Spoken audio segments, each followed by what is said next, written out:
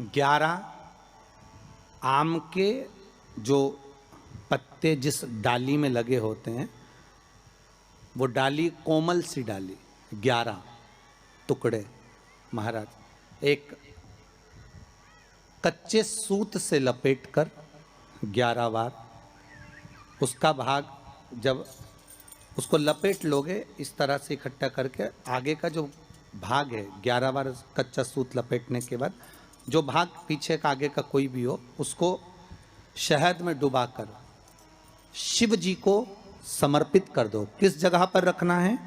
अशोक सुंदरी वाली जगह। अशोक सुंदरी की जगह जानते हो आप लोग, पहले भी आपको बताया है, आज फिर आपको वर्णन कर दें। जैसे ये गोल जलाधारी है, ये शिवलिंग रखा है, ये 2 जहां से पानी बह रहा है बाबा के चरणारविंद, राइट में श्री गणेश जी का स्थान, लेफ्ट में कार्तिकेय का स्थान, बीच में अशोक सुंदरी की जगह। शंकर भगवान की 6 लड़कियां हैं।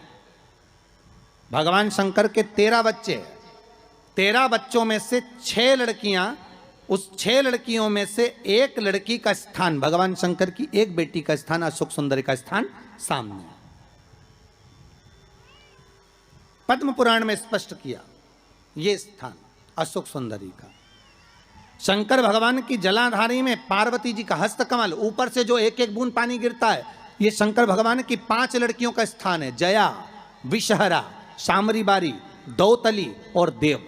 शंकर भगवान की 5 लड़कियां भगवान शंकर के मस्तक पे जल की धार गिरा रही हैं। बीच में जो अशोक सुंदरी का स्थान है महाराज, उस जगह पर शहद का मुख, जो शहद आपने भिंगोया है, उस शहद का मुख शंकर जी की ओर कर कर इसी चैत्र के महीने में, इन्हीं नवरात्रि में शंकर भगवान के उस अशोक सुंदरी की जगह पर शहद का भाग शिव जी की ओर रख दें। महाराज अगर घर में संपदा की कमी हो या कोई पैसा खा गया हो, रुपया नहीं दे रहा हो, पैसा अटक गया हो, तो उस शहद को शिव जी की ओर मुख कर कर उस आम के पल्लव की जो डंडी है उसको 11 डंडी को वहां रख दीजिए और उससे अपनी कामना कर कर आ जाइए। हो सके उस शहद में से थोड़ा सा शहद किसी रुमाल पर, किसी कपड़े में लगाकर उसको रख लीजिए। जिस व्यक्ति से पैसे लेना है, जिस व्यक्ति से पैसे मांग रहे हो, उससे एक बार जाकर मिल लीजिए, एक बार उसको खबर कर दीजिए। बाबा चाहेगा भोलेनाथ तो नवरात्रि में ही पैसा वापिस आ जाएगा, अगर शिव कृपा कर दे। ये बाबा की करुणा। आम का पल्लव कोई साधारण नहीं जिसको कलश के ऊपर रखा जाता है, शिव की कृपा। जिस आम के पेड़ पर स्वयं कामदेव चढ़कर भगवान शंकर के तीसरे नेत्र द्वारा जलकर भस्म हो जाते हैं, वो आम का पेड़ साधारण नहीं हो सकता।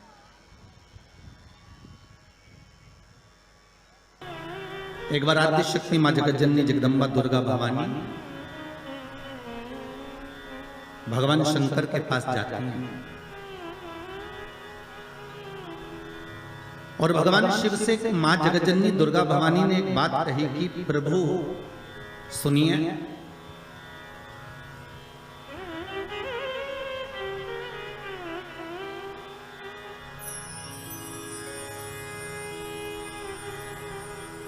मैं जहां जहां पर हूं, मां जगदम्बा कह रही है कि मैं जहां जहां पर हूं, प्रभु आप वहां वहां पर हो ना? शंकर जी बोले बिल्कुल। जहां शक्ति है वहां शिव है, मैं वहां पर हूं। तो जगत जननी जगदम्बा के मुख से निकल गया प्रभु, फिर जहां पर शिव है वहां पर भी शक्ति है, जहां शंकर है वहां स्वयं आदि शक्ति जगदम्बा पार्वती, मैं वहीं पर हूं जहां पर। शंकर भगवान ने कहा सुन पार्वती, तू जहां पर है वहां पर शंकर है।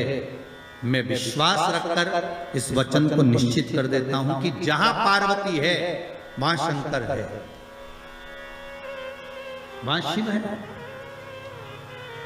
पर पार्वती मैं ये नहीं कह सकता कि जहां शंकर है वहां पार्वती है।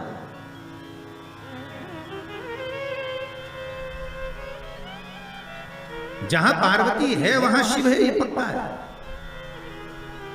जहां पार्वती है वहां शंकर है, ये निश्चित है, ये पक्का है। पर जहां शंकर स्वतः है, जहां शिव है, वहां पार्वती हो, ये पक्का है। इसको मैं निश्चित नहीं कर सकता, इसको मैं पक्का नहीं कर सकता। पार्वती जी की आंखों से अश्रु बहने लगा। माता पार्वती के नयन अश्रु बह रहा है, और माता पार्वती के जब नयन अश्रु बह रहे हैं तो भगवान शिव ने पूछा, क्या बात है पार्वती, हुआ क्या? आपकी आंखों में आंसू कैसे आ गए?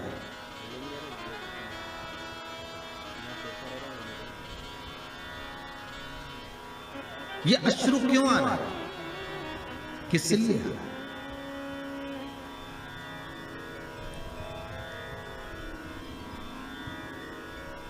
आज हमारे यजमान कह रहे थे कि गुरुजी जरा हमारी धर्म पत्नी को समझाना, थोड़ा सा क्रोध कम करो। तो हमने कहा जरा तुम अपनी धर्म पत्नी से बात करवाइएगा। तो उन्होंने अपनी धर्म पत्नी से बात कराया, तो उनको देखकर लगा कि क्रोध तो करती होंगी, पर यह भी पक्का है कि इनका स्नेह पति के प्रति ज्यादा ही होगा। क्योंकि शिव महापुराण की कथा कहती है कि पार्वती ने शंकर भगवान से 2 वर मांगे थे काशी की भूमि में। पार्वती जी ने शंकर भगवान से 2 वर मांगे थे। पहला वर माता पार्वती ने शिव जी से मांगा था कि पहला वर दीजिए जिस पति पत्नी में झगड़ा हो उसमें प्रेम बहुत बढ़े। तो शंकर भगवान ने कहा तथास्तु। तो उसका एक असर तो आज दिख गया। ठीक है, मतलब जब बात सामने आ जाए तो समझ लो कि मतलब शिव जी ने जो वर दिया था वो गलत नहीं है, कि जहां पर प्रेम बहुत हो, पार्वती जी कह रही हैं कि ऐसा वर दो जहां प्रेम,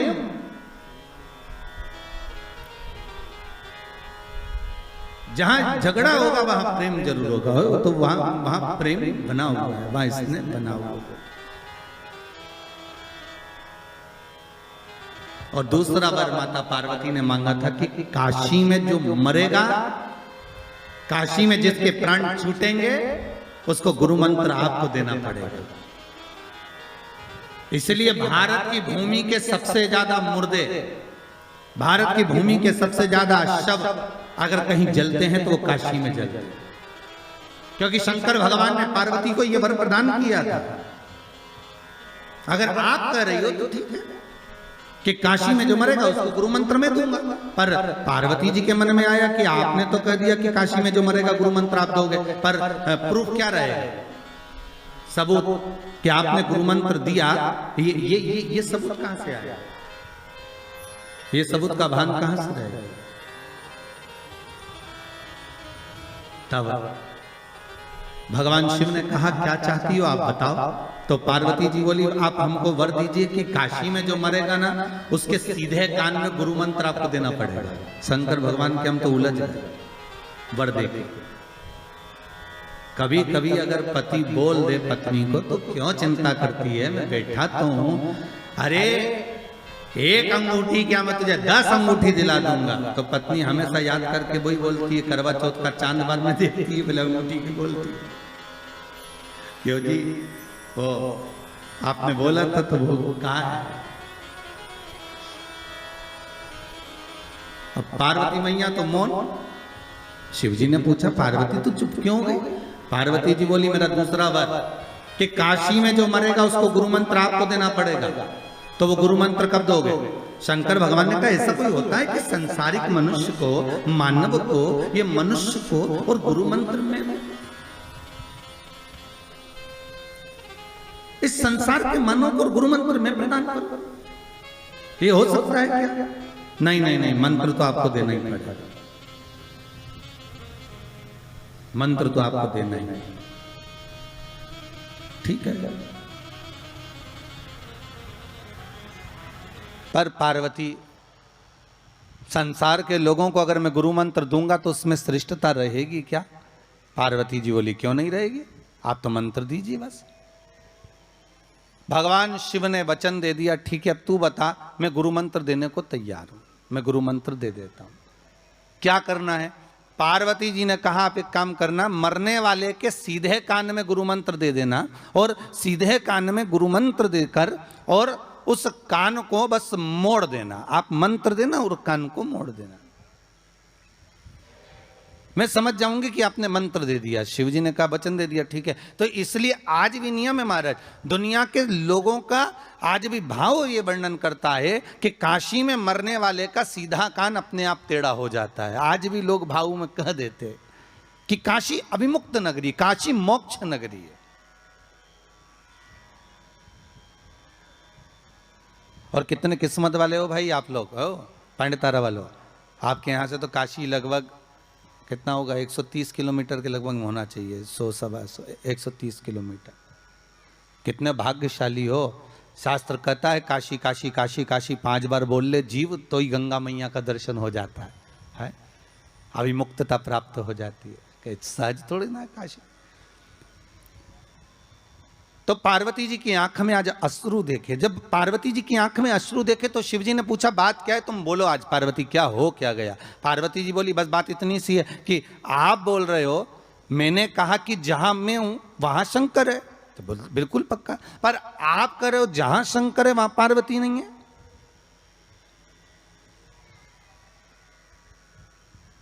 जहां शिव है वहां पार्वती नहीं है, आखिर क्यों, किस लिए।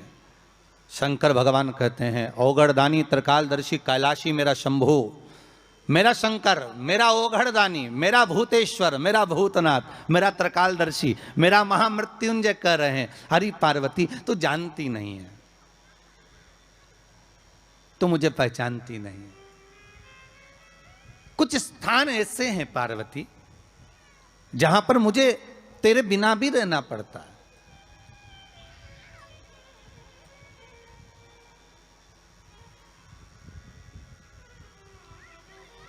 पार्वती जी ने हाथ जोड़कर निवेदन करा, प्रभु कोई एक स्थान ऐसा बता दो जहां शंकर हो और शंकर के साथ आद्य शक्ति पार्वती भी हो।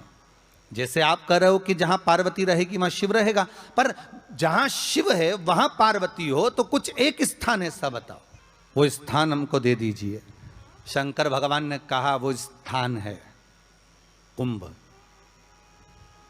कलश। कौन सा स्थान, जम के बोलिए, कलश। कलश देखा है आप लोगों ने, कुंभ कलश।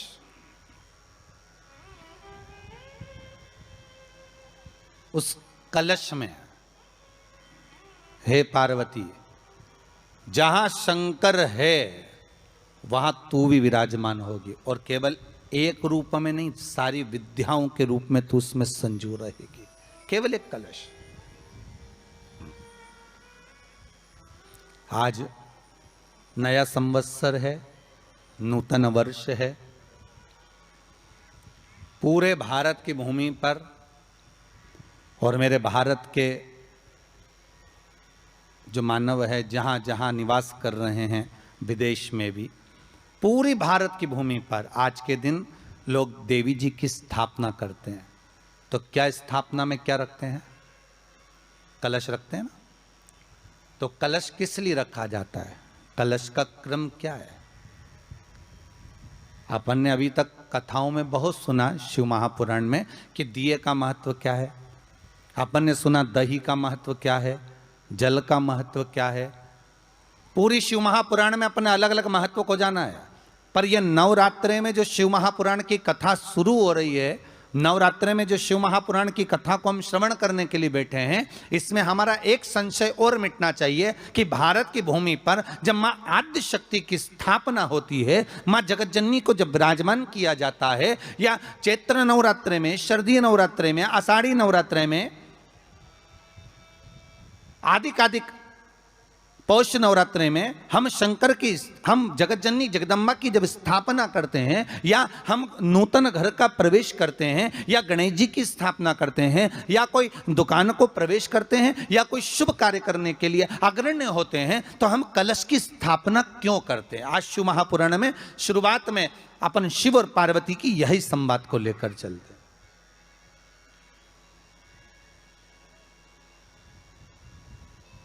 आखिर कलश में ऐसा क्या है? कलश के अंदर आखिर ऐसा क्या विराजमान है कि 33 कोटि देवता उस कलश के अंदर आकर बैठ जाते हैं महाराज?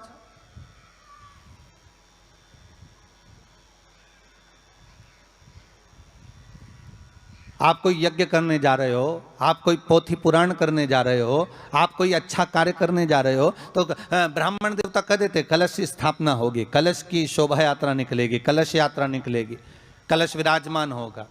और आज हर की पौड़ी पर, प्रयागराज में या उज्जैनी में, नासिक में जो बड़े बड़े कुंभ के मेले होते, कुंभ का मतलब भी तो कलश से होता है। उसकी महत्वता क्यों है? उस कुंभ की, उस घड़े की महत्वता कहां से प्रकट हो गई?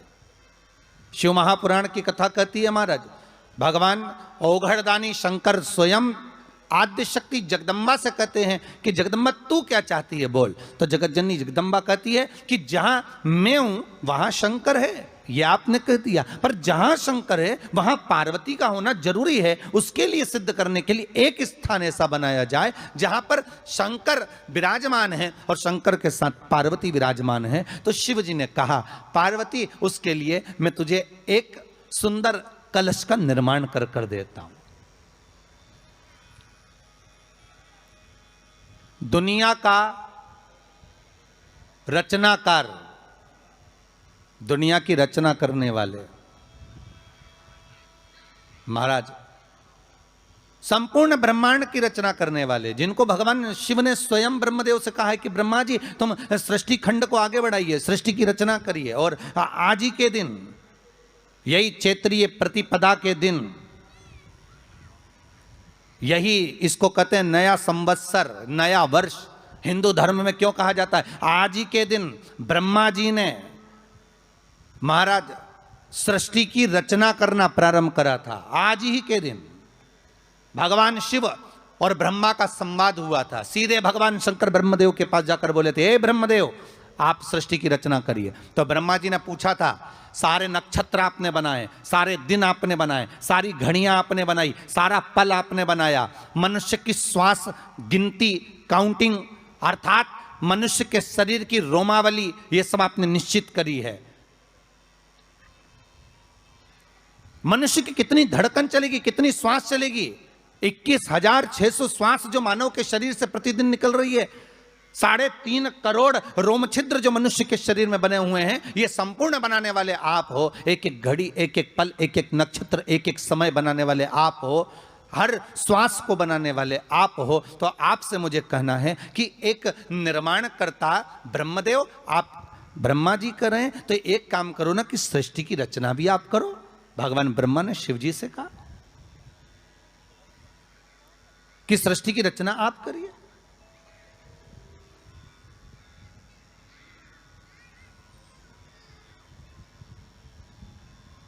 महाराज भगवान ओघड़दानी त्रिकालदर्शी शंभु कहते हैं, मेरा कैलाशी मेरा शिव कहता है, नहीं नहीं नहीं, नहीं।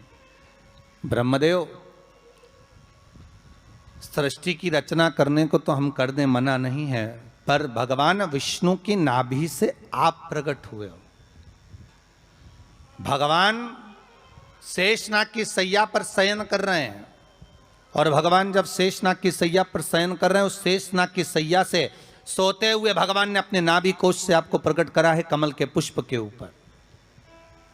और आप भगवान की अंतः नाभि में, ब्रह्मदेव ना जाने हजारों वर्ष तक आप नाभि में प्रवेश करते गए, हजारों वर्ष तक आप नाभि के अंदर जाकर साधना करते रहे, और साधना करने के बाद भी आपको यह पता ना चल पाया कि आपका प्रागट्य बिंदु क्या रहा।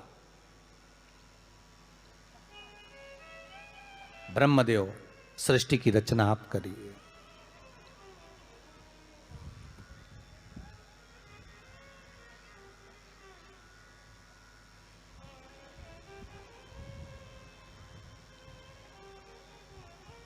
ब्रह्मा जी कह रहे हैं, नाथ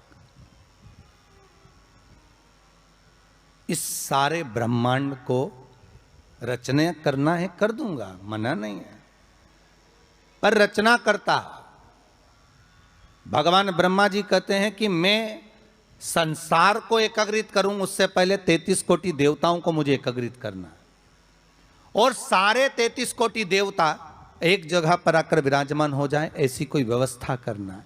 शंकर भगवान ने कहा बनाओ ब्रह्मदेव, तुम निर्माण करो। ब्रह्मा शास्त्र कहता है कि भगवान शिव स्वतः, शंकर तो शंकर है, भगवान शंकर ने एक मट्टी का सुंदर सा भाग ढेला एकत्रित करा, उस ढेले से भगवान ने एक सुंदर कुंभ का निर्माण करा, एक सुंदर कलश का निर्माण करा।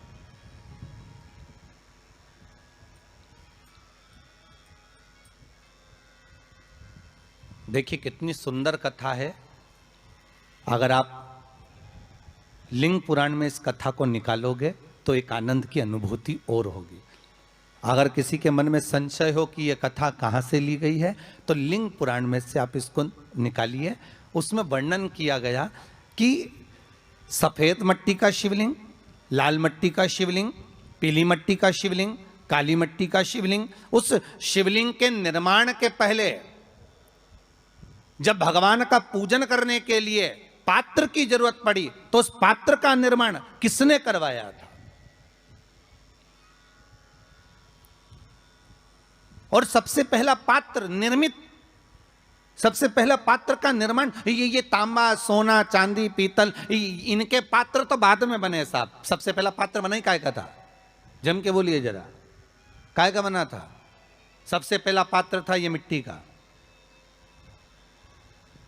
आज भी हिंदू धर्म में भले तुम्हारे घर में सोने के कलश हो, भले चांदी के कलश हो, भले तुम्हारे घर में पीतल और तांबे के पात्र रखे हों, पर आज भी अगर ब्राह्मण कहेंगे कि हमें कोई यज्ञ करना है, अनुष्ठान करना है, हमें ये स्थापना करना है, तो ब्राह्मण एक ही बात कहेंगे कि तांबा, पीतल, चांदी के हमें पात्र नहीं चाहिए। ब्राह्मण कहेगा हमें मिट्टी के कलश लाकर रखो।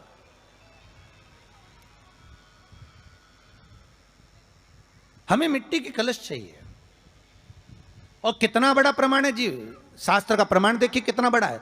आप किसी दूसरे घर में जा रहे हो, आप अपना घर छोड़कर और दूसरे मकान में जा रहे हो, और आपको लगा कि मैं इस घर में अब 15-20 दिन नहीं आऊंगा, 1 महीना नहीं आऊंगा, तो शिव महापुराण की कथा कितना सुंदर कहती है कि अगर आप जा रहे हो और आपको ऐसा भय लगता है कि इस मकान में कोई दूसरी प्रवेश ना करे, कोई दूसरा जीव ना आ जाए, इस मकान में कोई अंतरात्मा ना आए, इस मकान पर कोई टोना ना करे, इस मकान में कोई टोटका ना करे, इस मकान में कोई जादू ना करे, तो उसके लिए शिव महापुराण की लिंग पुराण वर्णन करती है कि मात्र एक मट्टी का कलश, उस मट्टी के कलश में एक महाराज थोड़ा सा धान भरकर, उसमें एक सिक्का, 1 रुपया उसके अंदर डालकर और एक बेलपत्र उसके अंदर डालकर, उसको उसके एक दिए से या प्लेट से या नारियल से उसको रखकर एक स्थान में ईशान के अंतर्गत उसको रखकर चले जाइए। उस मकान में ना तो कोई भीतर प्रवेश कर सकता है, उस मकान में ना कोई टोना कर सकता है, उस मकान में ना कोई टोटका कर सकता है, उस मकान में ना किसी की नजर लगती है। और वो पात्र कोई दूसरा नहीं होना, वो पात्र होना चाहिए मट्टी का कलश। मट्टी के कलश की बड़ी महत्वता हमारी। अब तो थोड़ा सा महाराज हो गया कि लोग हम मट्टी का कलश अगर तुम दोगे भी तो ब्राह्मण क्या काम में लेगा, तो ब्राह्मण जन कह देते हैं थोड़ा तांबे के 4 कलश लेकर आइए हो, तुम जरा स्टील के 5 कलश लेकर आइए, आप तुम तांबे के या ये बर्तन लेकर आइए। पहले इसका प्रमाण नहीं था, पहले प्रमाण था केवल मट्टी का कलश। स्थापना जो थी वो मट्टी का कलश, विराजमानता थी मट्टी का कलश, जिसका निर्माण स्वयं भगवान शिव शंकर, भगवान शंभु, भगवान त्रिकालदर्शी कैलाशी स्वयं लिंग पुराण के अंतर्गत शास्त्र वर्णन करता है कि जिस समय सुंदर शिवलिंग की स्थापना करी गई, शिवलिंग का निर्माण करने के लिए भगवान ने, और स्कंद पुराण में भी आता है यही बात, शिव महापुराण में भी आती है, और आपको पहले भी कथा में कहा कि ब्राह्मण सफेद मट्टी का शिवलिंग बना, पहले भी कथा में कहा, आज फिर कह रहा है।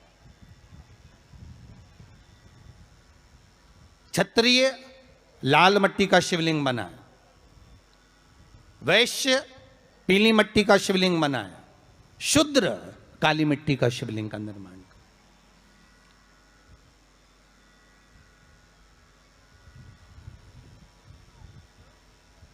काली मट्टी का शिवलिंग का निर्माण कर।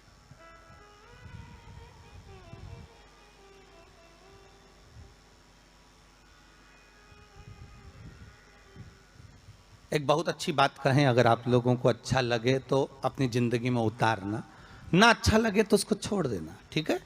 जितने लोग भी कथा सुन रहे हो बहुत ध्यान देना। ये जो पानी पीने का जो मटका होता है ना, जिसको हमारे यहाँ कलश कहा जाता है, हंडा कहा जाता है, जिसको हमारे यहाँ परिंडा कहा जाता है, मटका कहा जाता है, तो पहले जो मटका चलता था वो लाल कलर का चलता था, ठीक है। उस पर कलाकृति करते थे लोग, उस पर डिजाइन करते थे। आपके यहाँ भी होगा, जितने लोग कथा सुन रहे हो ना, आपके यहाँ भी मटका होगा, लाल कलर का चलता था। अभी अभी जो मटका चल रहा है ना, उसका कलर चेंज कर दिया गया। कौन सा कलर का हो गया? वो काले कलर का बेचने लगे। तो वो बेचने वाला क्या कहता है कि साहब ये सफेद, ये लाल जो मटका है ना, इस मटके से मजबूत अगर कोई मटका है तो वो काला है। बोलो सही है कि गलत है? अरे बोलो तो सही है ना। आप कभी जाओगे बाजार तो कह देगा, कुमार भी कह देगा, ये जो मटका है ना लाल वाला, इस लाल वाले मटके से मजबूत ये काला वाला मटका है, ये काला मटका है। और महाराज इससे पानी ज्यादा ठंडा ये कर देगा।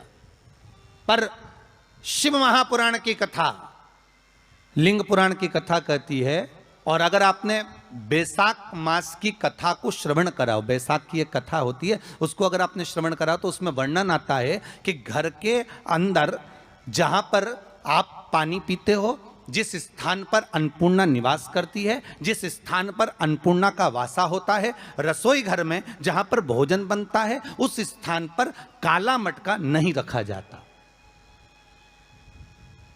काला हंडा, काला मटका उस स्थान पर नहीं रखते।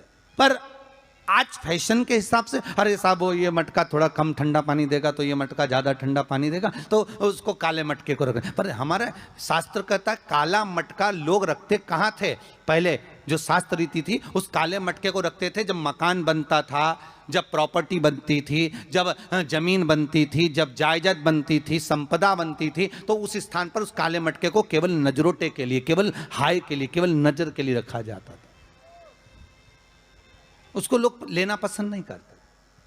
पर आज के व्यक्ति को अगर कह दिया जाए कि ये दो मटके रखे हैं साहब, लाल भी है और काला भी है, तो कौन सा पसंद करेगा? वो काला वाला ही दे दीजिए साहब, ये पानी ज़्यादा ठंडा करेगा, उसकी श्रेष्ठता रहेगी। नहीं, शिव पुराण कह रही, भगवान कुंभ का निर्माण कर रहे हैं, भगवान कलश का निर्माण कर रहे हैं, और भगवान स्वयं ब्रह्मदेव कर रहे हैं कि आप ऐसा निर्माण कर दो जिसमें 33 कोटि देवता स्वतः विराजमान हो जाए। तो भगवान ने उस कलश का निर्माण कर दिया। अब कलश का निर्माण करा तो स्वयं भगवान ब्रह्मदेव बोले, प्रभु इस कलश के अंदर मेरा स्थान कहां है? मेरा स्थान कहां है?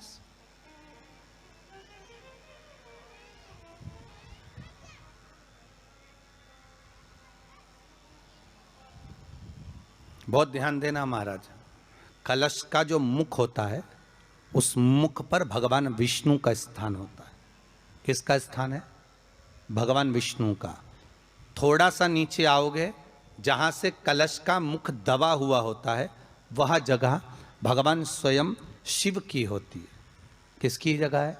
भगवान शंकर की। कलश का अग्रभाग, नीचे का भाग जहां से फैला हुआ होता है, वहां ब्रह्मा का आधिपत्य स्थापित होता है। फिर कलश का जो नीचे का भाग होता है, वो भगवान शिव और शक्ति का स्थान होता है। कलश के बाहरी भाग में, जहां पर बाहर का हिस्सा होता है, उस कलश के बाहरी भाग में 33 कोटि देवताओं को भगवान शंकर ने लाकर विराजमान किया होता है। महाराज भगवान शंकर 33 कोटि देवताओं को निमंत्रण देकर उस कलश में विराजमान कर दिया।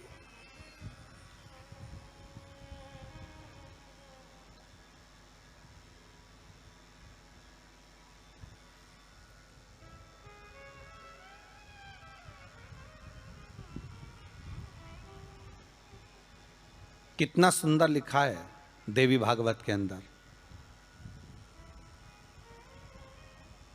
कि जहां कलश की स्थापना होती है, उस जगह पर किसी देवताओं को बुलाने की जरूरत नहीं होती।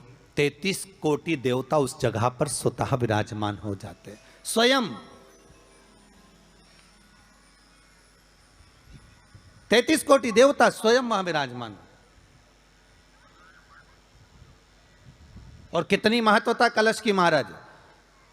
आप लोगों से भी निवेदन है, क्षेत्रीय प्रतिपदा है आज, जिनके घर में ज्यादा रोग हो, बीमारी हो, ज्यादा तकलीफें आ रही हो, कष्ट बढ़ रहा हो, बीमारियां बढ़ रही हो, या भय लग रहा हो, डर लग रहा हो, हृदय चित्त में कहीं ना कहीं आपको भय का भान हो रहा हो, तो एक लोटा पानी एक कलश में जल भर कर रख लीजिए और रात भर उसको रखे रहने दो। नवरात्र चल रहा है, उस कलश को रात भर रखकर सुबह सुबह उस कलश में एक बेलपत्र डालकर उस जल को नीम के पेड़ के नीचे, जहां चैत्री नवरात्रे में नीम के पेड़ के नीचे सारी विद्याएं, आद्य शक्तियां, सारी देवी उस नीम के पेड़ के नीचे विराजमान रहती हैं। उस कलश में एक बेलपत्र डालकर रात भर रखकर उस जल को पूरे घर में घुमाकर उस नीम के पेड़ के नीचे समर्पित कर दीजिए महाराज। घर में भय लगना बंद हो जाएगा, कोई बड़ी बीमारी आपको घेरेगी नहीं और उस बीमारी से, उस रोग से आप मुक्त रहेंगे।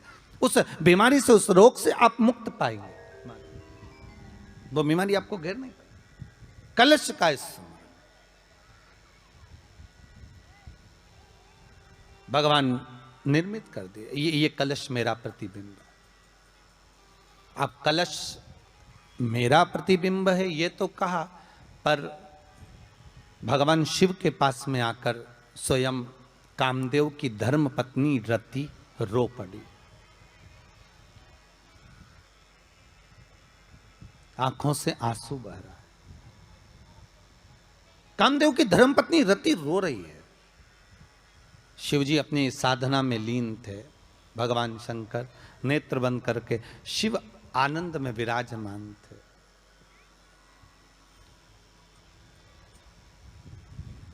नेत्र बंद बाबा। भगवान शिव की कथा कर रही है। ओगड़दानी त्रिकालदर्शी कैलाशी शंभु के पास में उस समय पर कामदेव की धर्मपत्नी रति भी आई, जिसके नयनों में जल भरा हुआ। शिवजी ने पूछा, बोलो रति, आप और यहां जब आपका पति जलकर भस्म हुआ तो हमने वर दिया था आपके पति को कि ये भगवान कृष्ण का पुत्र बनकर मिलेगा आपको। फिर क्यों आप यहां पर आई हो? क्या हो गया ऐसा? क्या चाहती हो आप? फिर आने का कारण क्या है आपका? किस लिए पधारी हो आप? महाराज, मेरा पति जो जलकर भस्म हुआ था, उसके भस्म होने पर मेरे ऊपर भी केस लगाया। तो भाई केस तुम्हारे ऊपर किसने लगा दिया? ऐसा क्या हो गया कि तुम यहाँ मेरे पास में आई? प्रभु, बात इतनी सी है कि मेरा पति जब आपके नेत्रों की ज्वाला द्वारा जलकर भस्म हो रहा था, उस समय पर वो आम के पेड़ पर बैठा हुआ था।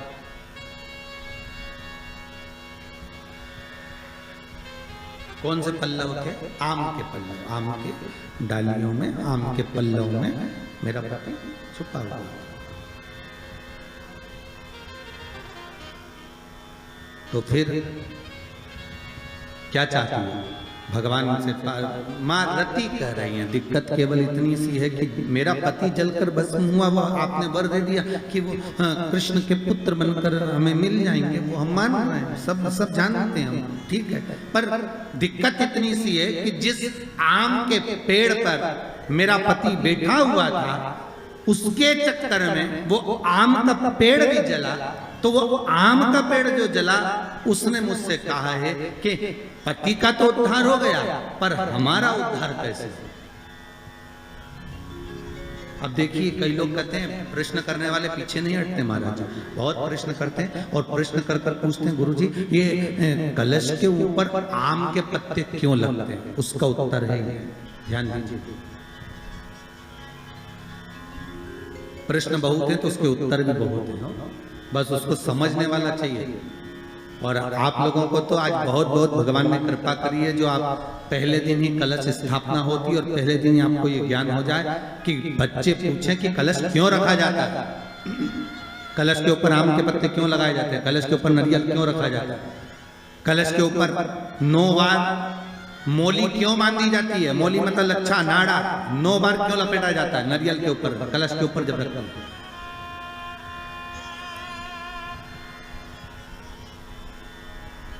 कलश के ऊपर जब जब श्रीफल रखाता है, नारियल रखाता है, तो उस पर 5 बार 7 बार मोली नहीं लपेटी जाएगी, तो 9 ही बार लपेटी जाएगी। 5 या 7 बार लपेटते हैं तो कहते हैं कि लक्ष्मी की छिन्नता होती है, और वो 9 बार लपेटी जाती है तो भरपूर लक्ष्मी का भंडार भरती है। क्यों क्यों कहते हैं उसे?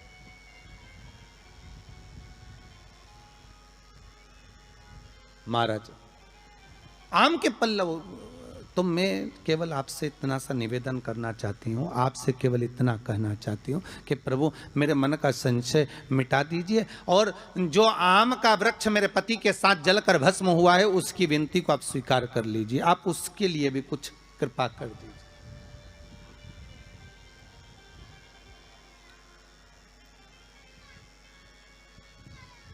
इसी को कृपा कहते हैं, इसी को करुणा कहते हैं, इसी को दया कहते हैं। भगवान बोले अब आप आई हो रति, ठीक है, मांगो क्या चाहिए, बस इतनी कृपा कर दीजिए कि आम के वृक्ष का भी उद्धार कर दो।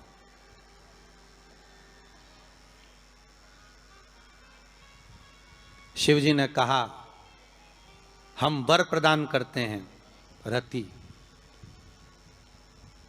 जहां शिव और शक्ति है, जहां 33 कोटि देवता इस कलश के अंदर विराजमान होंगे, उस जगह पर स्वयं कंठ पर जहां पर मेरा निवास होगा, उस जगह पर ये आम के पल्लव अमृत के तुल्य माने जाएंगे, और इनका निवास हमारे ही हाथ में, हमारे ही हस्त कमल में विराजमान होगा, हमारे ही हाथ में। कितना सुंदर है महाराज जी। उस आम के पल्लव की महत्वता को जरा जानिएगा, बहुत बहुत ध्यान दीजिएगा। आम के पत्ते देखें आप लोगों ने, अरे बोलो जम के तो बोलो, देखें उसका प्रयोग कभी आप लोगों ने करा? आम के पत्ते का कभी प्रयोग कर कर देखिएगा। अभी तो नवरात्रि चल रही है, नवरात्रे में जब 5वां दिन नवरात्रे का रहे, चैत्री नवरात्रे का 5वां दिन रहे, और मान लो कि आपके घर में किसी बच्चे की, लड़के की या लड़की का या मंगल विवाह नहीं हो रहा हो, या शादी नहीं हो रही हो, या उस लड़के लड़की के लिए बहुत प्रयास कर लिया आपने और उसकी शादी हो ही नहीं रही, अथक प्रयास आपने कर लिया और उसका मंगल विवाह नहीं हो रहा, तो ये देवी भागवत में स्पष्ट कहा गया है, देवी भागवत में वर्णन किया गया है, देवी भागवत में वर्णित किया गया, और देवी भागवत में कहा गया कि आम का जो पत्ते होते हैं, आम का जो पत्ता होता है, आम का जो पल्लव होता है, उस आम के पत्ते पर हल्दी और सिंदूर, इन दोनों से स्वस्तिक का निर्माण किया जाए। देवी भागवत का संवाद है, बहुत ध्यान देना महाराज। जिन कन्याओं का विवाह ना हो पंचमी के दिन, नवरात्रे की कोई सी भी पंचमी, मतलब जो पंचमी तिथि पड़ेगी, कोई भी नवरात्रा हो, चाहे वो 4 नवरात्रे में से, चाहे वो पौष का हो, अश्विन का हो, चैत्र का हो, आषाढ़ का हो, किसी भी नवरात्रे में आप कर सकते हैं। एक पान के पत्ते पर, एक ही पत्ते पर जो 2 स्वस्तिक बनेंगे, एक हल्दी का बनेगा, एक सिंदूर का बनेगा। बस अंतर इतना है, जो हल्दी का स्वस्तिक है उस पर कंकु के चावल अर्थात रौली के चावल, रौली कुंकू के चावल रखना है, और जो सिंदूर का है उस पे हल्दी के चावल रखना। इतना रखकर जिस लड़का लड़की का विवाह नहीं होता उसकी हथेली पर रखकर उसका नाम और गोत्र बोलकर महाराज उसको ले जाकर नीम के पेड़ के नीचे उसको रख दिया जाता है। मात्र 3.5 या 4 महीने ऐसे रहते हैं जिसके अंदर उस लड़का लड़की का विवाह पक्का हो जाता है। जिसका विवाह नहीं होता केवल उसी के लिए, जिसका मंगल विवाह ना हो रहा, आम के पल्लव में शिव का वर प्रदान है, आम के पल्लव में शंकर का आशीर्वाद। आम के पल्लव में शिव का शिव।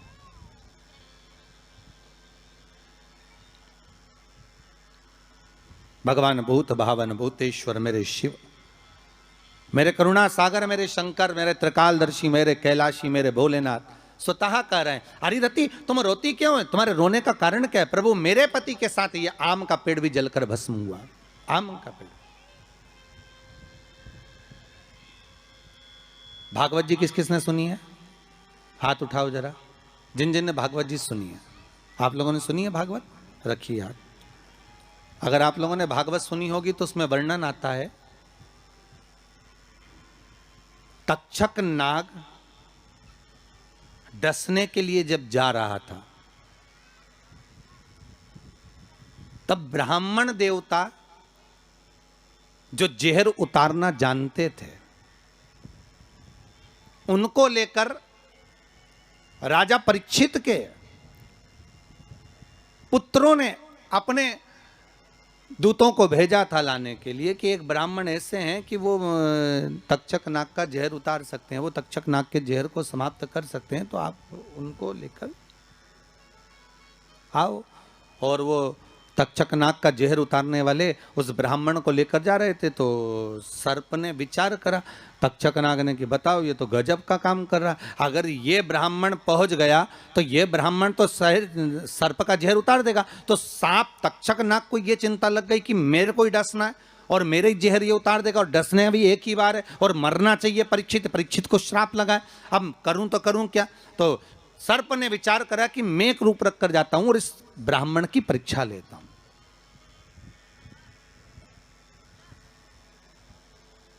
सर्प रूप रख कर गया।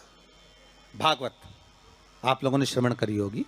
तो जब तक्षक रूप रख कर गया और उस ब्राह्मण के पास में जाकर पूछा कि ब्राह्मण देवता ये बताओ कि आप कहां जा रहे हो? तो ब्राह्मण बोला आपको नहीं मालूम, राजा परीक्षित को सांप डसने वाला है तक्षक नाग, और मैं जहर उतारना जानता हूं। अच्छा, आप जहर उतार दोगे? हाँ। तो किस लिए जा रहे हो? जहर उतारने के लिए। तो जहर उतारने क्यों जा रहे हो? तो कहा राजा है राजा, जब राजा का जहर उतारेंगे तो मुद्रा भी कितनी मिलेगी, आपको मालूम नहीं है क्या? अच्छा, ब्राह्मण देवता इसलिए जा रहे हो? हाँ। पर उसको तो किसी संत ने श्राप दिया। अरे तो श्राप संत ने दिया है, हम ब्राह्मण हैं, हमारा कर्म है किसी को बचाना, तो हम तो बचाएंगे। अच्छा, आप में इतनी सामर्थ्यता है कि आप तक्षक नाग का जहर उतार दो? अरे तक्षक नाग आकर अगर मेरे सामने खड़ा हो जाए और किसी को डस ले तो यह पक्का है कि मैं जहर उतार सकता हूं। अच्छा, तो इतने में तक्षक नाग सामने बिल्कुल प्रकट हो गया और तक्षक नाग प्रकट होकर बोला, बता ब्राह्मण किसको डसूं मैं? ब्राह्मण ने कह दिया तुम्हारी मर्जी पड़े, उसको डसो। सामने एक पेड़ था, उस पेड़ को ब्राह्मण ने, उस तक्षक नाग ने डस लिया। अब तक्षक नाग ने उस पेड़ को डसा और डसने के बाद में वो पेड़ पूरा जल गया, पूरा जल गया। अब पेड़ तो जल गया, पर ब्राह्मण जो था जिसको परीक्षा देना थी, वो ब्राह्मण को यह नहीं मालूम था कि इस पेड़ पर एक संत बैठकर साधना कर रहा था, तपस्या कर रहा था। और जब वो पेड़ जला तो वो संत भी जल गया, संत भी जल गया। अब जब संत जल गया, ब्राह्मण ने हाहाकार की आवाज जब सुनी तो आंखों में जल भर गया। आखिर हुआ क्या?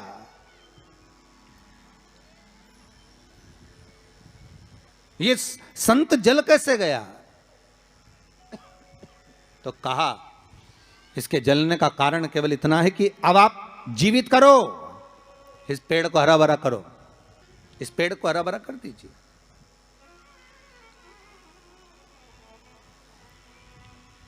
और ब्राह्मण ने हाथ की अंजलि में जल लिया। हाथ की अंजलि में जल लेकर ब्राह्मण उस जल को पेड़ के ऊपर छींट रहे थे। तो सबसे पहले ब्राह्मण ने यह मन में सोचा कि भोलेनाथ शंभु त्रिकालदर्शी है, कैलाशी, कृपा ऐसी करना कि सबसे पहले जो पेड़ पर जो संत बैठा था वो जीवित होना चाहिए।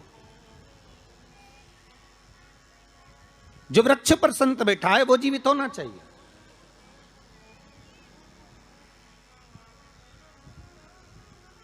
हाथ का जल ब्राह्मण ने जैसे ही छोड़ा, छोड़ते से ही पेड़ भी हरा भरा हो गया और उसके ऊपर जो संत बैठे थे वो भी जीवित हो गए।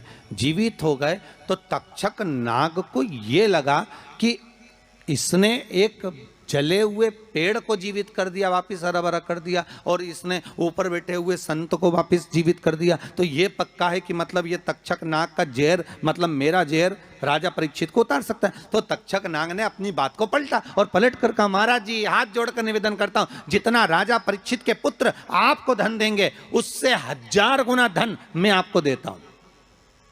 ब्राह्मण ने कहा ठीक है, अगर दक्षिणा से बड़ी दक्षिणा हमको एक ही जगह पर मिल रही है तो फिर हमें जाने की जरूरत क्या। ब्राह्मण ने दक्षिणा ली, वापिस मुड़ गया, वापिस मुड़ गया।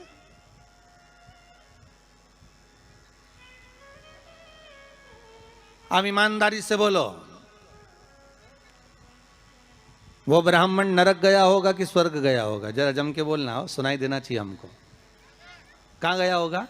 नरक। काय में लिखा है? देवी भागवत में।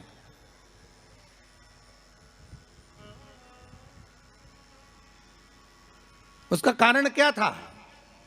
शिव महापुराण की कथा कहती है जैसे एक नाव चलाने वाला व्यक्ति नाव लेकर जा रहा है और उसमें बहुत सारे यात्री बैठे हैं, बहुत सारे यात्री, और नाव डोलने लगी, आंधी चलने लगी, तूफान चलने लगा, हवा आने लगी, लहरें उठने लगी और नाव डूबने लगी। तो जो नाव में बैठा हुआ नाव चला रहा था वो कूद गया और कूद कर बाहर निकल गया, और निकलकर सारे के सारे जितने नाव में बैठे थे वो सब जलने लगे।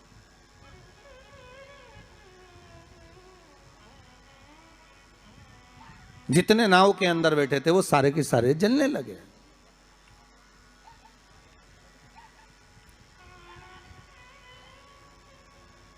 जब वो सारे के सारे पानी में डूबने लगे और पानी में नाव में जाकर सबकी सब जब डूब रहे हैं, सब मर गए।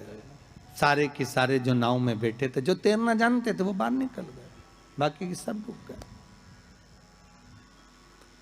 नाव चलाने वाला जब उसके प्राण छूटे तो उसको एक नरक नहीं मिला, कम से कम 94 नरकों में वो नाव चलाने वाला गिरा। शिव महापुराण की कथा कहती। तो उस नाव चलाने वाले ने भगवान से पूछा कि मुझे इतने सारे नरक क्यों दे रहे हो? मैंने तो लोगों को गंगा से पार उतारा, मैंने तो रोज गंगा का जल पिया, मैंने तो रोज गंगा का स्मरण किया, मैं तो रोज भगवान का दर्शन करता था, मैं रोज गंगा से पार उतरता था, दुनिया के लोगों को मैं पार उतारने का काम करता था। तो भगवान ने कहा गलती केवल तुमने एक कर दी, तुमने अपने प्राण बचाए। अगर तुम 2 लोगों के भी प्राण बचाते बचाते मर जाते तो तुमको बैकुंठ मिल जाता, पर खुद के प्राण बचाए और दूसरों को मरने दिया, इसलिए तुमको नरक मिला, इसलिए तुम्हें नरक प्राप्त हुआ। शिव महापुराण की कथा कहती है जिस पर दुनिया को विश्वास होता है, दुनिया को जिस पर विश्वास है, जिससे आज कोरोना महामारी के चलते हुए, इस कोरोना महामारी को देखते हुए, इस वायरस को देखते हुए दुनिया का विश्वास डॉक्टर पर टिका हुआ है। औषधि देने वाले, दवाई देने वाले उन डॉक्टरों पर दुनिया का विश्वास टिका हुआ है। तो डॉक्टर का क्या फर्ज है?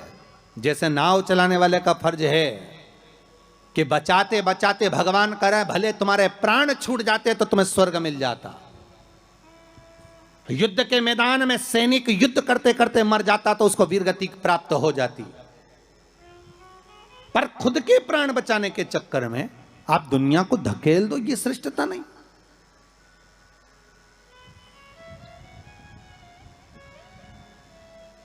ये इसमें श्रेष्ठता नहीं।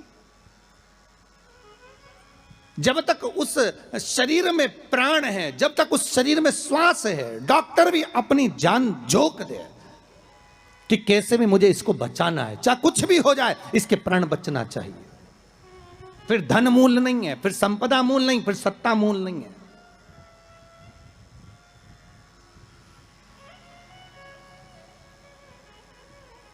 वो नाव चलाने वाले को 94 नरक भोगना पड़े।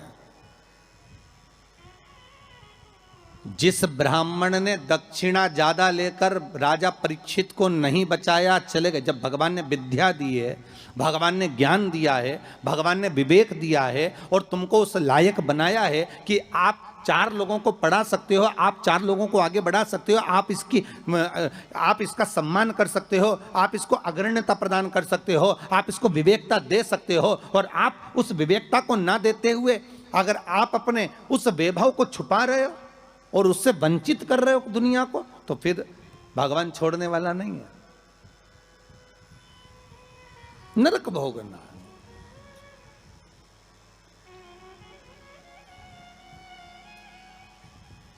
पर पांडेतारा वालों, आप लोगों ने बिल्कुल सही उत्तर दिया कि उसने दक्षिणा ज्यादा ले ली और वापस निकल गया तो अपने मुख से कह दिया कि वो नरक गया। कितनी, इसी को कहते गंगा तट के श्रोता।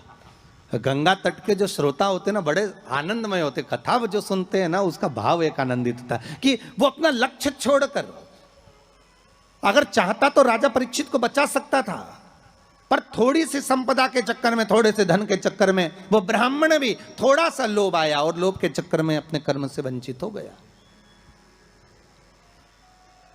तो वो चरित्र कहां गलत है महाराज जी? एक महाराज जी प्रवचन दे रहे थे, उस प्रवचन में एक गांव का व्यक्ति कथा सुनने बैठा था और खड़े होकर पूछ लिया, महाराज जी पाप के बाप का नाम क्या है? महाराज जी ने पूछा, क्या पूछ रहे हो, फिर से बोलो। तो वो व्यक्ति बोला, महाराज जी हमें दशरथ जी के पिताजी का नाम मालूम है, हमें राम जी के पिताजी का नाम मालूम है, हमें कृष्ण जी के पिताजी का नाम मालूम है, हमें सबके बाप का नाम मालूम है, बस पाप के बाप का नाम नहीं मालूम। तुम हमें उत्तर दे दो। तो महाराज जी भी मन में सोचे, पाप का बाप। महाराज जी मन में सोचे, हमने पूरी पुराण पढ़ी पर ये पाप का बाप तो हमें कहीं नहीं मिला। सारे शास्त्र भी उखाड़ कर देख लिए पर उसमें पाप का बाप मिलना बड़ा कठिन। अब पाप का बाप कहाँ से ढूंढे? तो महाराज जी ने कहा एक काम करते हैं, कल हम आपको बताएंगे, आप कल कथा में आना। और महाराज जी फिर प्रवचन देने बैठे और वो व्यक्ति फिर आके बैठ गया। अब जैसी कथा समापन हुई, महाराज जी को फिर खड़ा हो गया, महाराज सीताराम। महाराज जी बोले सीताराम। और बोलो पाप का बाप। महाराज जी बोले बहुत अच्छा, पाप का बाप पीछे पड़ा। महाराज जी बोले कल बिल्कुल पक्का है कि तुमको तुम्हारे प्रश्न का उत्तर मिल जाएगा। अब महाराज जी ने आज भगवान को 2 अगरबत्ती लगाई कि वो नहीं आना चाहिए प्रभु, क्योंकि वो फिर आएगा, फिर प्रश्न करेगा पाप का बाप। अच्छा वो प्रश्न नहीं भी करता ना तो उसका मुंह देखकर याद आ जाता है कि प्रश्न करेगा पक्का।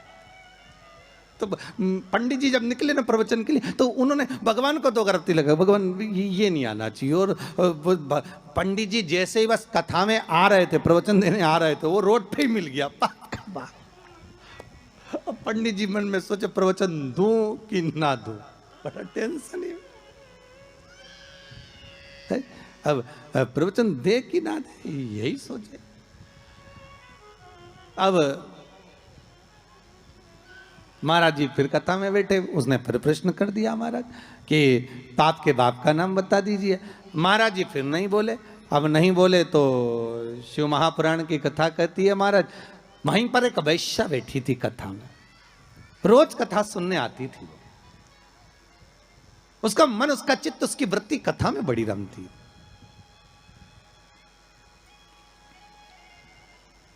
जिसके मन में शिव महापुराण की कथा समा गई ना, तो वो प्रयास करता है कि कुछ भी कर कर जहां कथा हो रही है ना, भले 40 किलोमीटर है, 50 किलोमीटर है, 100 किलोमीटर है, पर एक बार तो मैं चली जाऊं। जिसके मन में शंकर आ गया ना तो वो छोड़ नहीं सकता।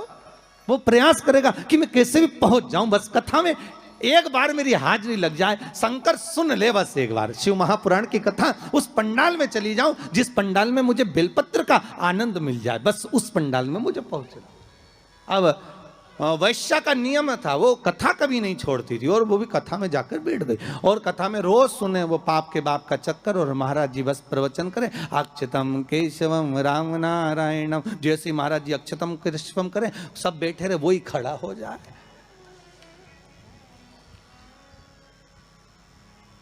अब महाराज जी भी मन में सोचे अब क्या करें, तो महाराज जी डबल से कह रहे हैं अक्षतम कैशवम राम नारायणम कृष्ण दामोदर वासुदेवम हरे। तो वो महाराज जी हाथ हिलाएं कि अभी भी पाप का बाप नहीं मिला, पर वो तो वही बस खड़ा।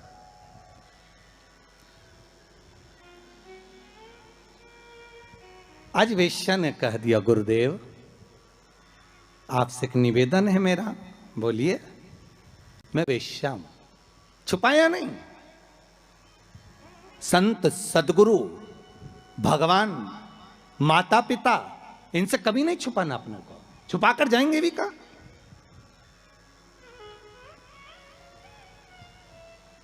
अगर माता पिता से कुछ छुपा लेंगे, संतों से सदगुरु से अगर छुपा लेंगे तो जाएंगे कहां भगवान से छुपाकर। बिल्कुल पीछे जाकर बैठ जाती हूं एकांत में, पर मेरा कुछ मन है आपसे कहने का, आप सुनेंगे हमारी बात। संत बोले क्यों नहीं सुनेंगे, हम तो संत हैं, बोलो क्या बात है। आप जब सुबह सुबह मंदिर जाते हो ना गुरुदेव, तो बीच में मेरा वेश्यालय पड़ता, 2 मिनट के लिए आप पांव रख देंगे ना मेरे वेश्यालय में, मेरी जिंदगी सार्थक हो जाएगी। संत बोले हम और वेश्या के घर कभी नहीं आ सकते।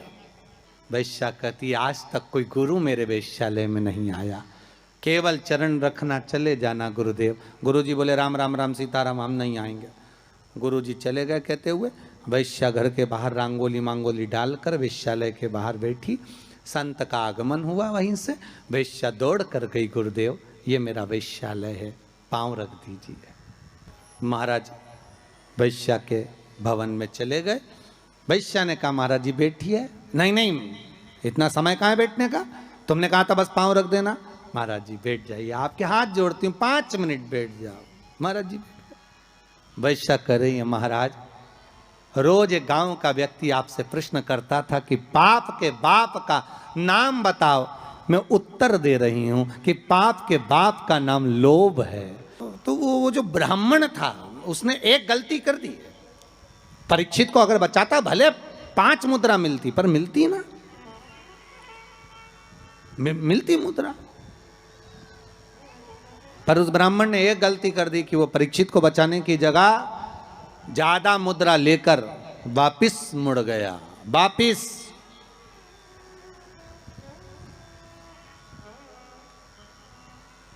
जहां से ब्राह्मण वापिस मुड़ा था, आज भी अगर आप सुखताल जाएं, जहां सुखदेव जी महाराज ने राजा परीक्षित को कथा सुनाई थी, तक्षक नाग जहां आया था इस ब्राह्मण की परीक्षा लेने के लिए, और ब्राह्मण जहां से वापिस मुड़ा उस गांव का नाम है मोड़ना। आज भी उस गांव का नाम मोड़ना, वहां से मुड़ गया था वापिस ब्राह्मण, वापिस चला गया।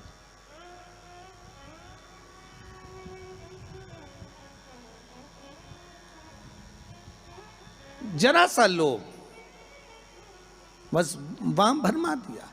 शिव महापुराण की कथा कहती है आम के पल्लव में जो छुपा था कामदेव, जब भस्म हुए वो आम के पल्लव ने मां रति से प्रार्थना करी और रति ने उस आम के पल्लव का उद्धार कर दिया। संसार सागर में अगर हमारा जन्म हुआ है, मनुष्य की अगर देह मिली है, मानव का जी शरीर मिला है, मानव की अगर योनि मिली है, 84 लाख योनियों में सर्वश्रेष्ठ है मानव का शरीर, जिसको पाने के लिए देवता भी तरसते हैं। हाथ जोड़कर देवता भी भगवान से कहते हैं हमें मनुष्य बनना, हमें मानव बनना। देवताओं को भी ये योनि नहीं प्राप्त होती। क्यों?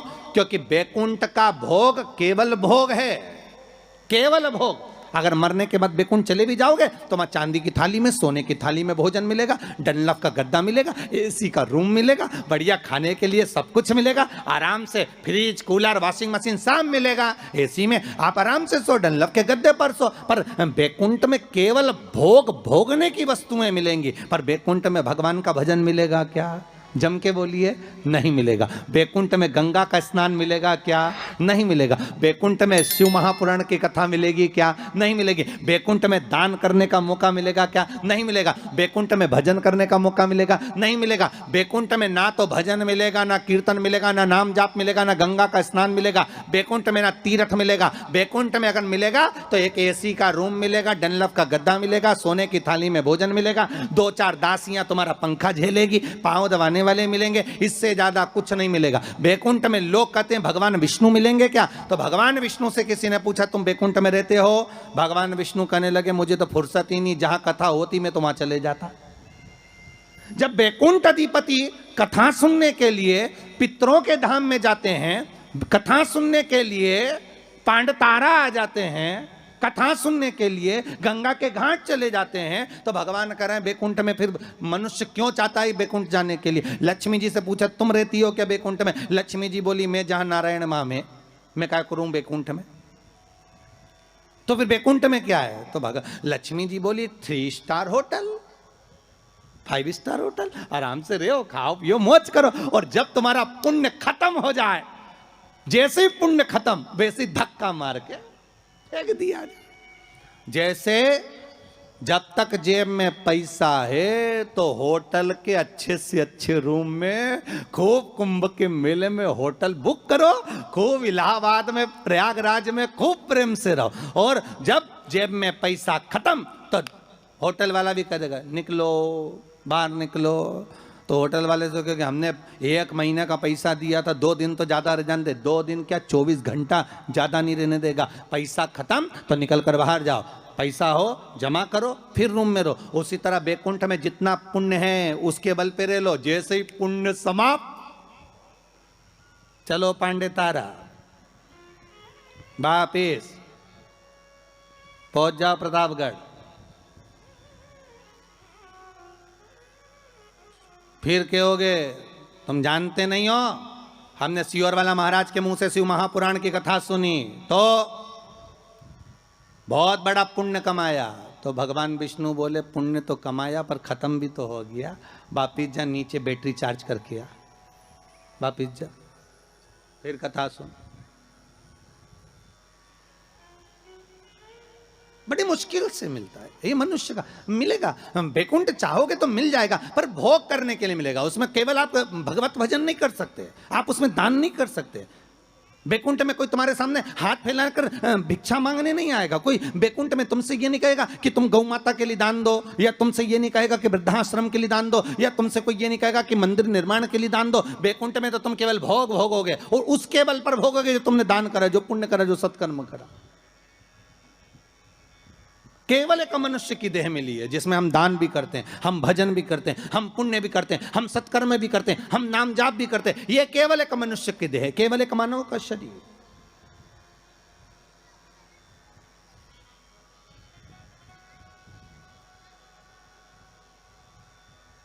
इसके सिवाय कहीं सुख नहीं। 84 लाख योनियों में श्रेष्ठ योनि मानव की, और उसको हम गंवा दे महाराज तो वो बेकार। आम के पल्लव के लिए रति आकर कहती है। संसार वासियों से हमारा यही निवेदन है कि आप किसी के लिए कुछ नहीं कर सकते तो कम से कम फोन लगाकर इतना तो कह सकते हो, कथा आ रही है, टीवी चैनल पर चल रही है, 4 बजे से 7 बजे तक चल रही है, जरूर सुनना।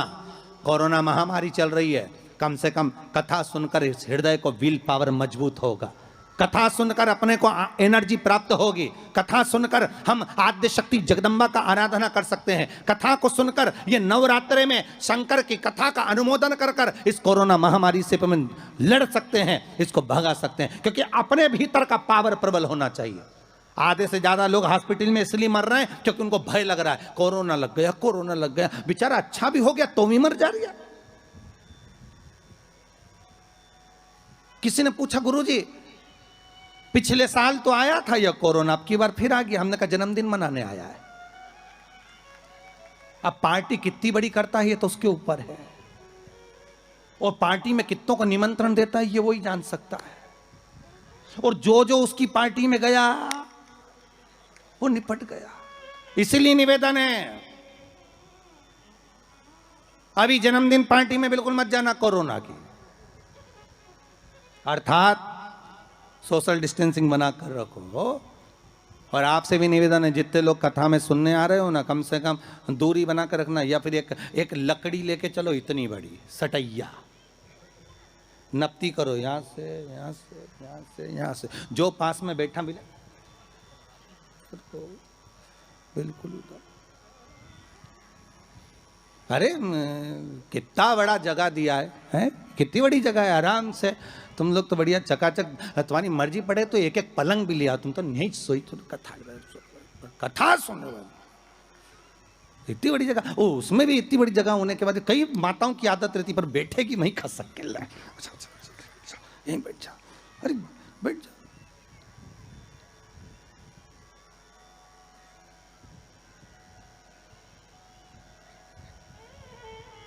सुनो कथा। शिव महापुराण की कथा कहती है,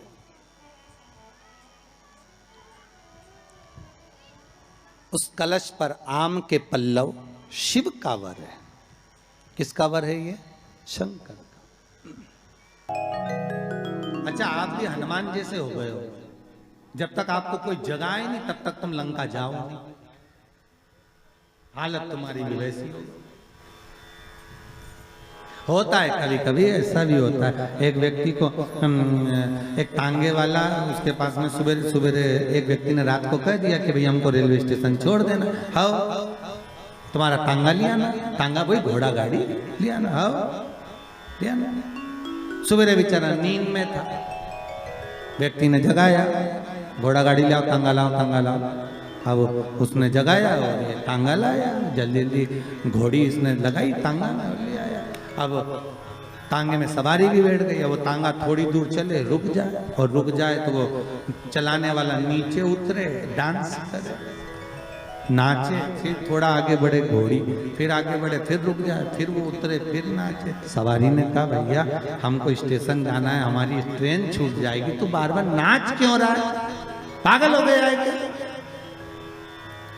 उसने कहा दिक्कत कुछ नहीं, दिक्कत इतनी सी है, हमारे पास में दो घोड़ी, ठीक है, एक टांगे की, एक बारात की। बारात की जो घोड़ी है वो टांगे में आ गई है, जब तक इसके आगे नाचो नहीं तब तक ये आगे बढ़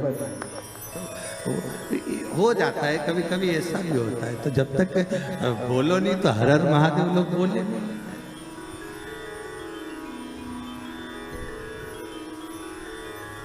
अब आम के पल्लव को बाबा ने विराजमान किया। अब आया है उसके ऊपर क्या रखते हो? श्रीफल, नारियल, ठीक है।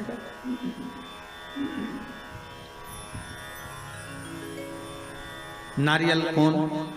अब उसका भी प्रसंग शिव महापुराण में, स्कंद पुराण में बड़ा सुंदर है, ठीक है। भगवान शंकर और पार्वती विराजमान है कैलाश पर्वत पर।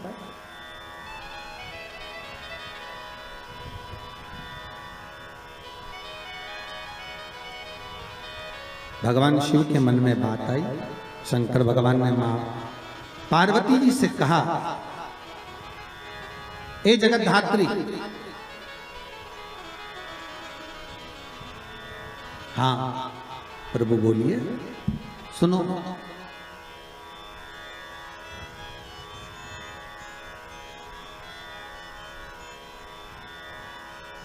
पार्वती जी का एक नाम है हेमलता। क्या नाम है? हेमलता। कई लोगों ने पूछा कि ये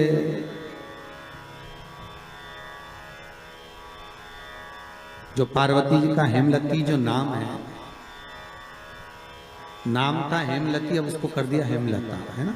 तो ये माता पार्वती का हेमलती नाम किस जगह पर पड़ा? तो देवी भागवत में आता है कि जिस जगह पर शंकर भगवान ने पार्वती से एक बात कही कि हमारा मन है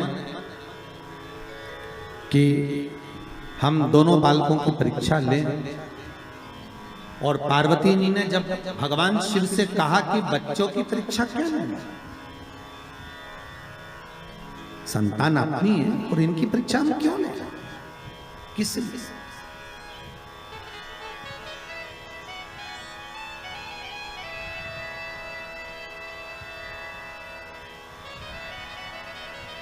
मां पार्वती का जो नाम है हेमलती, हेमलता, इसका कारण केवल इतना था कि ये अपने पति को भी ज्ञान दे देती थी।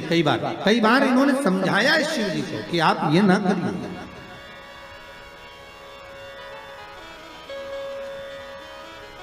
आप मत करो परीक्षा, मत करो, पर शिव तो शिव थे। बुला लिया कार्तिकेय को, गणेश जी को बुलाकर कहा बुलाकर बोले,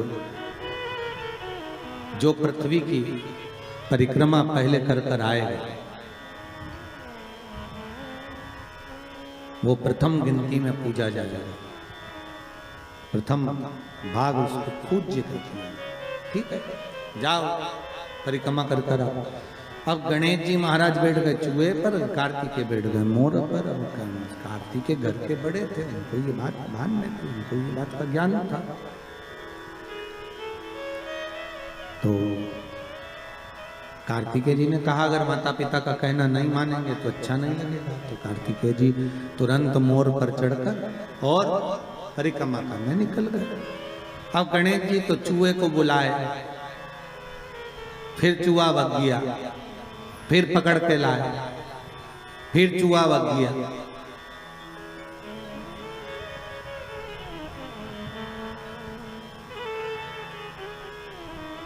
अच्छा, गणेश पुराण में लिखा है नंदी और भृंगी शंकर भगवान के ये दोनों गण इतने एबले थे महाराज कि गणेश जी जब जब चूहे पे बैठते थे और नंदी और भृंगी चूहे को अपने पास खिलाने के लिए बुला लेते थे।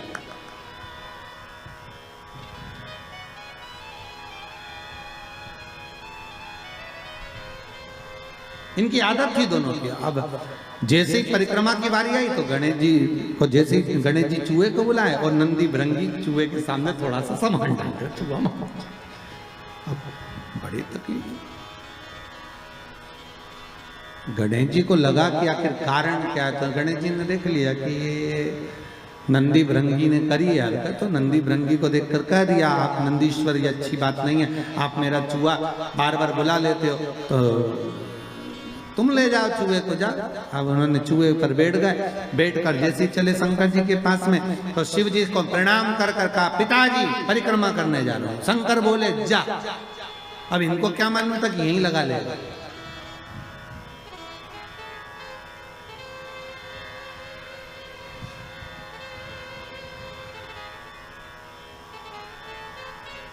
अब उनको क्या मालूम था कि यहीं लगा लेगा।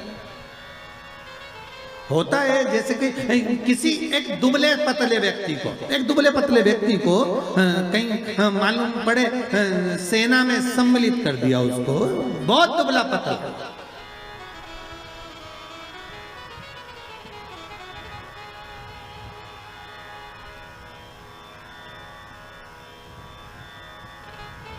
और उससे कहा जाए तो अफगानिस्तान की ओर से लड़ेगा, ले ये गोला बम का और ले जा।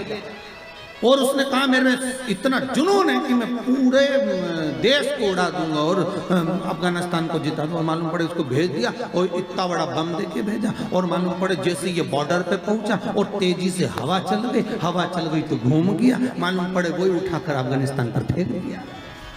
अब जिस सेना से लड़ रहा था उसी सेना को निपटा दिया।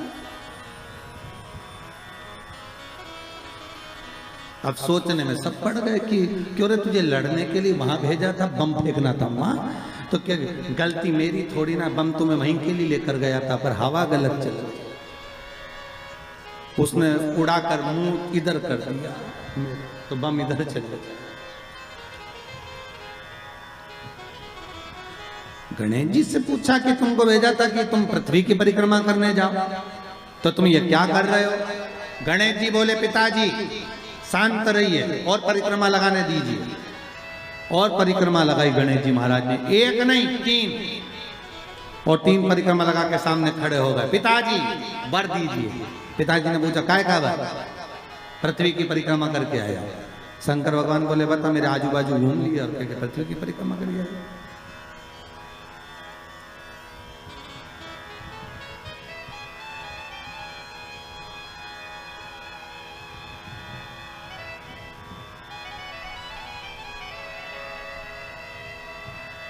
तो ये होता है कभी कभी।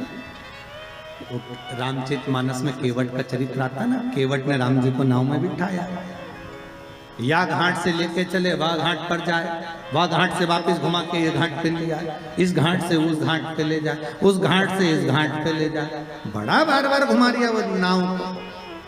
अच्छा, केवट की नाव जो अच्छी नाव थी वो तो भगवान ने छोड़ दी थी, वो केवट की नाव में बैठे तो वो नाव भी ऐसी थी कि उसमें बीच में छेद था।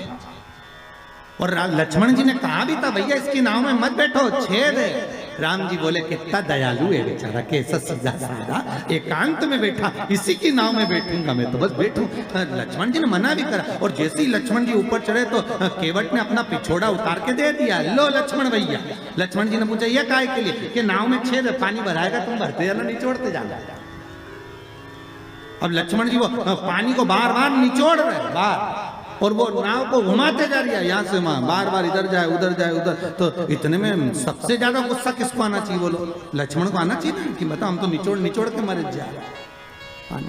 लक्ष्मण जी को जो क्रोध आया तो न राम जी को देखा, और राम जी लक्ष्मण जी की बात को जान गए। तो राम जी लक्ष्मण जी की बात को जानकर उन्होंने केवट से कहा, केवट जी प्रभु, ये घाट से वो घाट, वो घाट से ये घाट 10 चक्कर लगा दिए, हम थक गए, पार क्यों नहीं उतारता?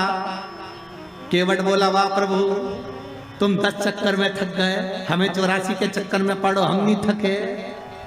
राम जी बोले बहुत बेकार है, इससे मुंह मिलाना ही बेकार। राम जी नीचे बैठ गए। राम जी ने लक्ष्मण को इशारे में बोला तू बोल, और लक्ष्मण जी उठ के खड़े हो गए, धनुष को बाण लेकर, रुक जा, अभी तेरे प्राणों को हरता हूं, अभी प्राणों को हरता हूं तेरे।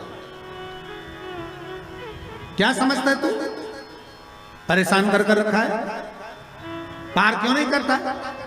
इतने में केवट बोले ए भैया लक्ष्मण, क्रोध तो दिखाना मत, और ये समझना मत कि हम तुम्हें पहचानते नहीं है। तुम पूर्व में शेषनाग,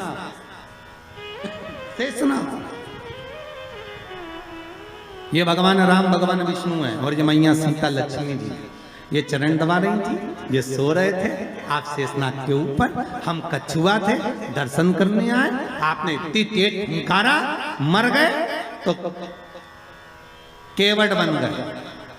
तुम्हारे फुनकार से मरे तो केवट बने, और अभी भी घाटे में नहीं जाएंगे। तुम मार भी दोगे तो बेकुंठी जाएंगे, पर घाटा तुम्हारा है, हमारी कोई औलाद नहीं है। हम मर गए तो हमारी पत्नी अंतिम संस्कार भी तुमसे कराएगी, और 12वें का भोजन भी तुम्हें ही जिमाएगी। राम जी ने कहा लक्ष्मण नीचे बैठ जा, नीचे बैठ जा तू।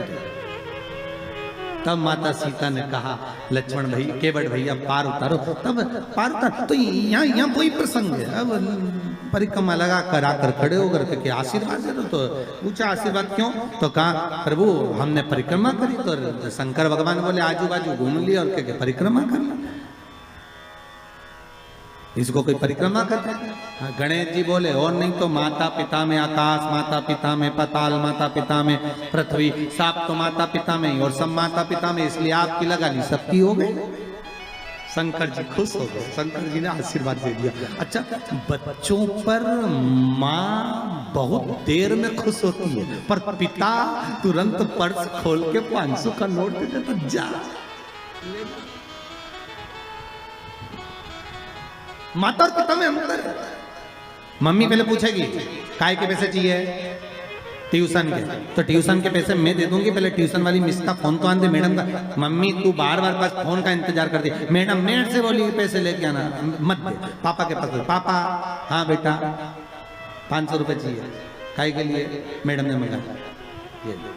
मम्मी भी माता को जा रहे 50 बार बोलती है इसको पैसे मत दिया करो, बच्चा बिगड़ जाएगा, पहले मुझसे तो पूछा करो।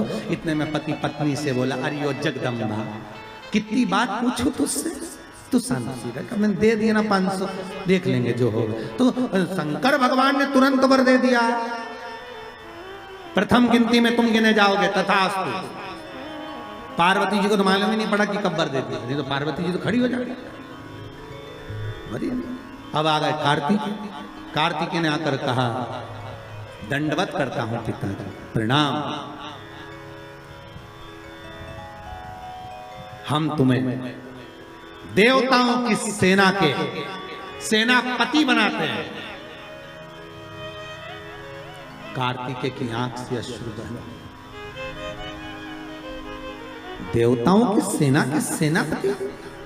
क्या मैं प्रथम गिनती में नहीं आऊंगा? नहीं। क्यों? गणेश जी ने प्रथम गिनती में आ गए। गणेश जी ने परिक्रमा कर ली। किसकी करी? हमारी। पिताजी आपने कहा था पृथ्वी की परिक्रमा कर कर जो आएगा प्रथम गिनती में गिना जाएगा, तो पहली परिक्रमा पृथ्वी की तो मैंने करी, फिर गणेश ने नहीं। पार्वती जी उड़ गई। क्या बात है कार्तिक है? कार्तिक ने कहा माँ पिताजी ने गलत निर्णय दे दिया। क्या गलत निर्णय दिया? गणेश जी को प्रथम गिनती में दे दिया और मैं परिक्रमा कर कर आया। सारी बात मालूम पड़ गई कि गणेश जी ने चूहे पर बैठकर शंकर पार्वती की परिक्रमा करी, ये हुआ वो हुआ, सब मालूम पड़ गया। पार्वती मैया की आंख में से आंसू बहने लगा। पार्वती उठकर खड़ी होकर शंकर भगवान से बोली, प्रभु बहुत भोले हो आप, इसलिए आपका नाम भोला शंकर है। बहुत भोले। एक बेटे को भेज दिया पृथ्वी की परिक्रमा करना और दूसरे बेटे ने आपकी परिक्रमा करी और आपने उसे वर प्रदान कर दिया। इतने भोले।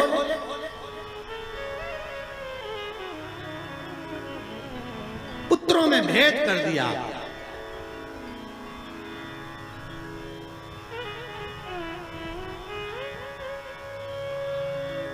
पिता भले कह देता है, बाप कह देता है मेरा बड़ा बेटा थोड़ा समझदार है, मेरा छोटा बेटा ऐसा है, मेरा मंझला बेटा ऐसा है।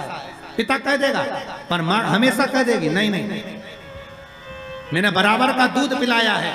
मेरे 4 बेटे, 5 बेटे, 6 बेटे, 7 बेटे, 3 बेटे, 2 बेटे, मेरे सब बराबर। ये माता का शब्द। मां कभी अपने बच्चों में भेद नहीं करती।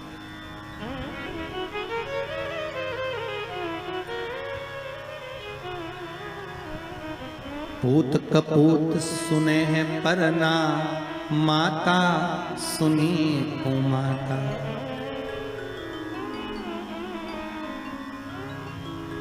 मां कभी कुमाता नहीं सुनी। पूत कपूत हो सकता है पर मां मां है।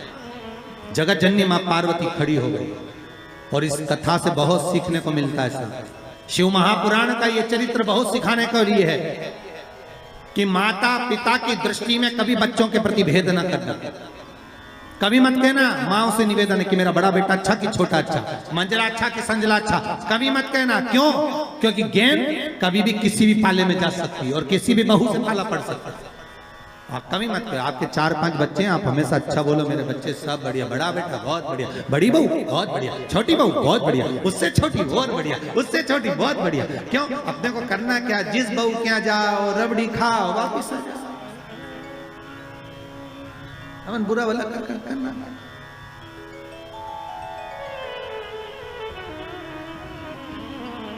बहुत बढ़िया, क्या चलता।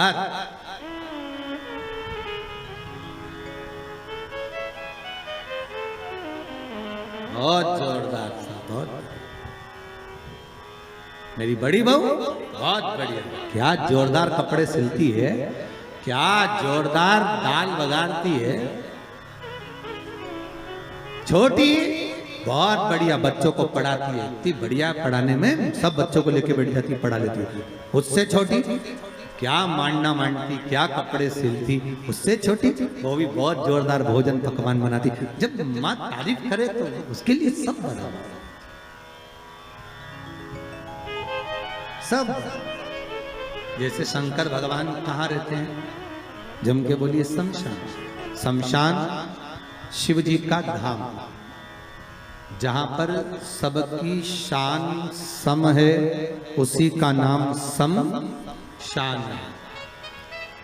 शमशान में जो जाता है वो राख का ढेर बन जाता, राख का।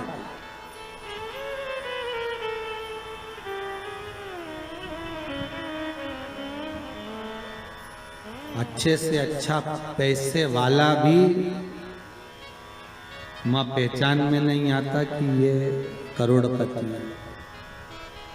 लकड़ी की जगह नोट थोड़ी ना लगाया जाता। और गरीब भी है ना तो वहां पहचान में नहीं आता कि ये गरीब है। वहां तो एक जैसी चादर है, सफेद कपड़ा उड़ा दिया, लाल कपड़ा उड़ा दिया, चिता पर सुला दिया, आग लग गई, एक जैसी।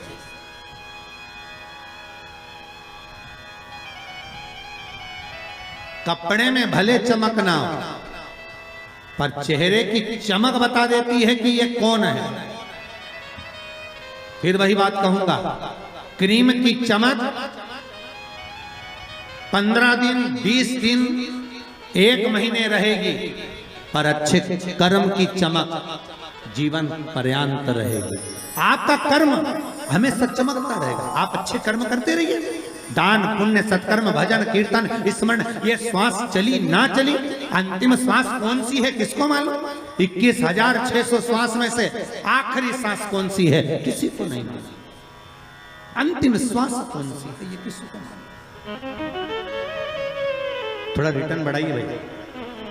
अंतिम सांस कौन सी है ये किसको मालूम है?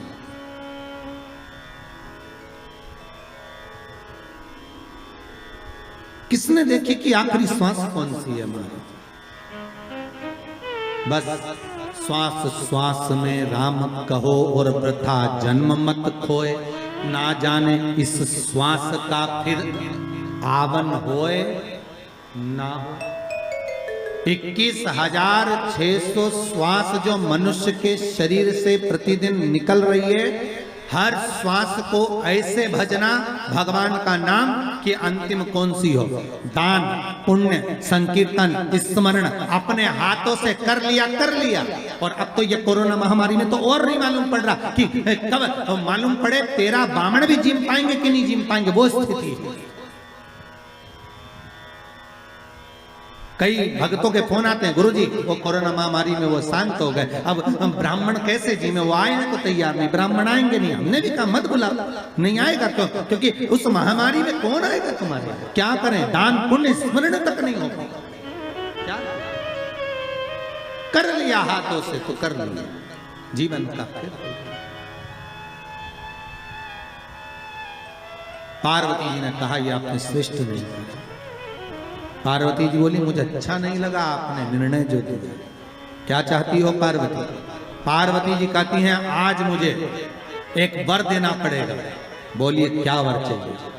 भोलेनाथ मुझे वर ये चाहिए कि आज के बाद आपकी कोई परिक्रमा ही ना हो। मुझे वर दे दो कि शंकर की परिक्रमा कभी नहीं होगी।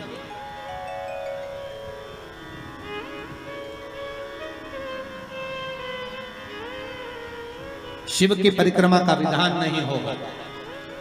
शंकर भगवान ने पार्वती को तथास्तु कह दिया। आज के बाद शंकर के मंदिर में शिवलिंग की कोई परिक्रमा नहीं करेगा। कभी आपने करते हुए देखा किसी को? नहीं। शंकर की परिक्रमा होगी तो आधी यहां से चालू होगी, वहां तक जाओगे फिर वापस आएगी। यहां तक शिव महापुराण की कथा कहती है कि शंकर की आरती के बाद जो परिक्रमा भी होती है ना, वो भी पूरी नहीं करना चाहिए, आदि कर कर वापिस हो जाना चाहिए। शिव की आरती के बाद कई लोग शंकर जी की आरती उतारने के बाद जब परिक्रमा करते हैं ना, आरती की थाली लेकर चारों तरफ घूमते हैं, उसको भी आधा घूमो और आधे में वापिस। शिव परिक्रमा करना वर दीजिए आप वर प्रदान करो, हमें वर दे दो। पार्वती मैं तुझे वर देता हूं कि शिव की परिक्रमा आप कोई नहीं करे, और अगर शंकर की परिक्रमा कोई भूल से भी करेगा तो उसको दोष लगेगा, उसका पुण्य छिन्न होगा। इसलिए शंकर की परिक्रमा लोग नहीं करते क्योंकि उनने जो दान करा, पुण्य करा, सत्कर्म करा, भजन करा, कीर्तन करा, उसका पुण्य धीरे धीरे धीरे धीरे समाप्त होते चले जाता है, उस पुण्य की छिन्नता होती है।